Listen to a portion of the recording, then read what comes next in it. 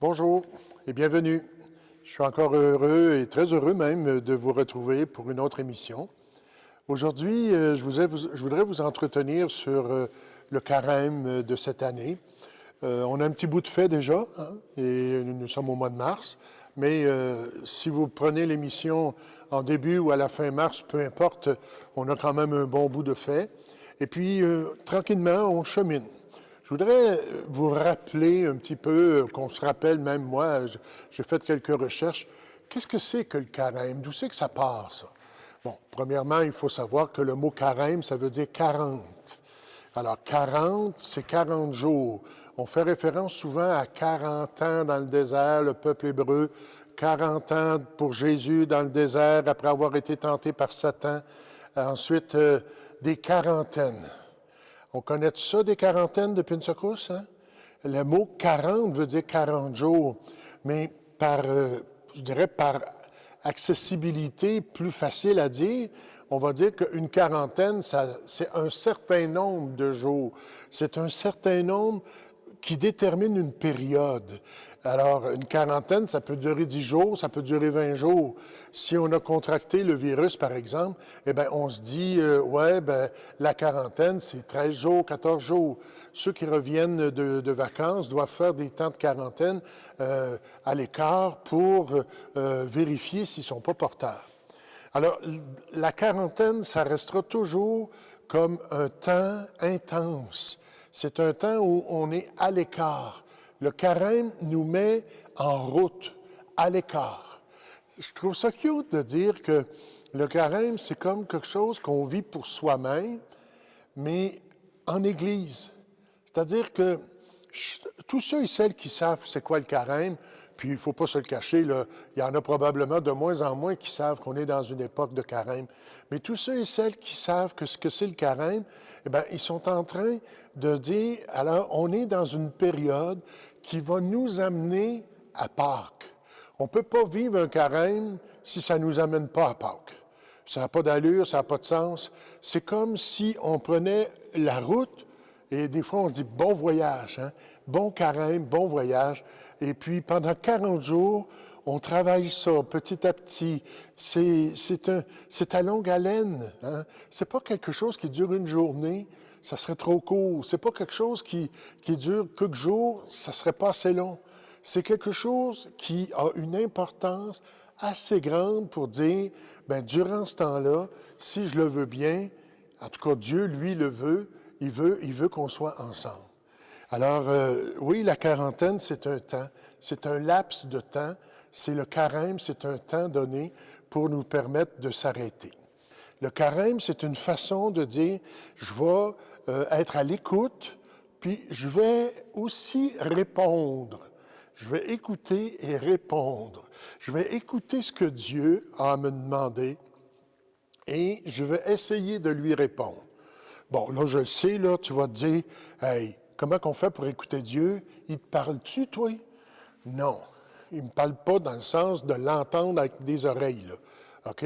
Mais le temps que je prends ou que je me donne pour être à l'écoute de toutes sortes de manières, puis je vais vous revenir là-dessus dans les prochaines capsules que vous allez pouvoir écouter sur Facebook bientôt, eh bien, ces moyens-là qui nous sont offerts sont des façons d'entrer en rencontre avec Dieu. Alors, pour nous aider à vivre ce carême, chaque année, on a un thème qui est proposé par la revue Vie liturgique et que Novalis utilise, le prions en Église, etc. Ça fait des années que ça se passe comme ça. Cette année, vous le voyez, le thème, c'est « Discerner sa présence ». Discerner, c'est tout un verbe. Hein? C'est vraiment essayer de découvrir, c'est être à la recherche, c'est être à l'affût de voir comment Dieu se propose, comment Dieu se fait voir, se fait connaître, se fait entendre, se fait ressentir, se fait vibrant en nous. Discerner une présence de quelqu'un, discerner une présence alors que présentement, être en présence, c'est presque pas possible. Alors, tant et aussi longtemps qu'il n'y a pas d'amélioration plus grandiose là, au niveau de la pandémie, être en présence, c'est vraiment quelque chose qui est presque impossible. Alors, découvrir la présence de Dieu, c'est découvrir sa façon qu'il a, lui, d'habiter encore notre monde, d'habiter encore notre façon qu'on a, nous autres, de le découvrir.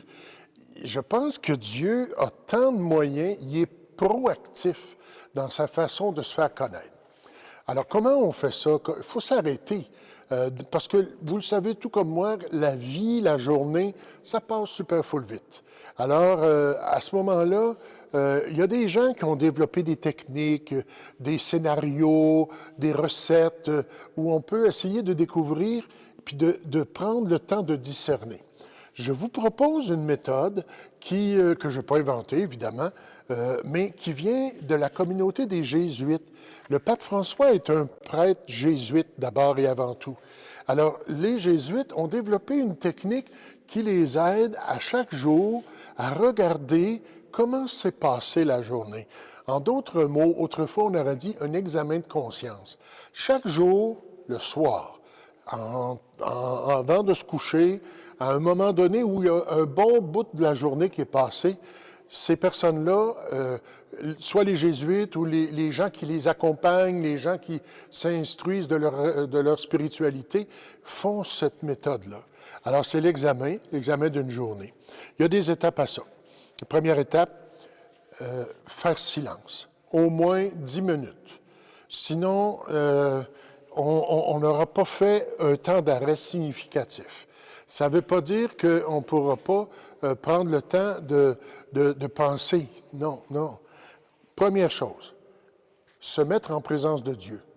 Dans le fond, tu dis, j'ai fait silence, me voici. Deuxième chose, dire merci pour ce qui s'est passé dans la journée. Merci, j'ai vécu telle affaire, merci.